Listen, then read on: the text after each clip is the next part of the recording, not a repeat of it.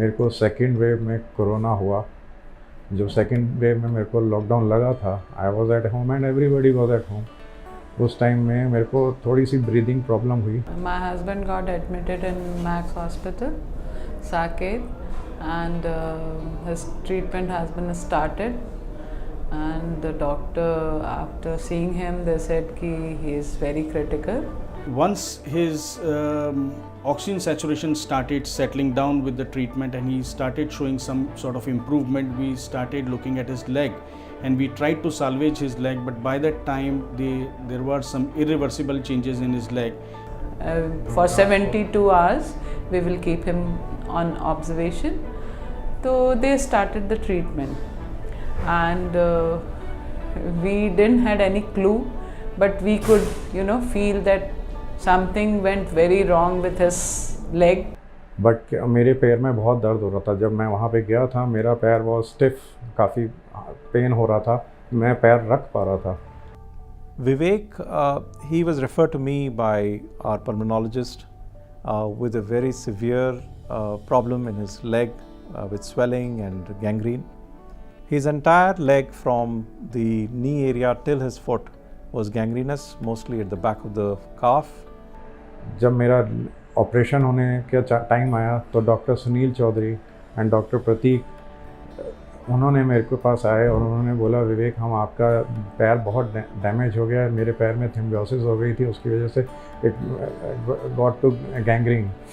Amputation के बाद देखा गया है कि 60 to 85% मरीज़ों को पेन परेशान करता है और ये बहुत लंबे समय तक भी रह सकता है।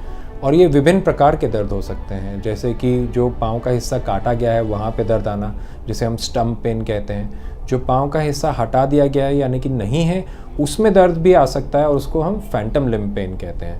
Unfortunately, after discussing with patient, their family and taking the patient into confidence, we had to amputate the leg.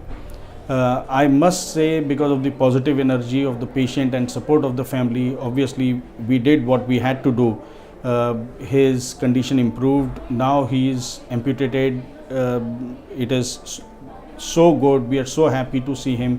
इस केस में हमने पहले तो दवाइयों की मदद ली उनका दर्द कम करने के लिए, फिर हमने स्पेशलिस्ट फिजियोथेरेपी, जिसमें कि एक मिरर थेरेपी नाम की एक स्पेशल ट्रीटमेंट होती है, उसकी भी मदद ली।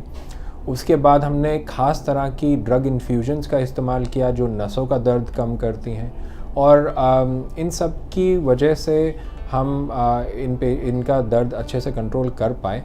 बट मैं ये ज़रूर कहना चाहूँगा कि मरीज़ का एक पॉजिटिव आउटलुक होना, जो इस केस में बहुत हमने देखा, उससे बहुत फ़र्क पड़ता है और उसी की वजह से हम इनका दर्द अच्छे से और जल्दी से कंट्रोल कर पाए।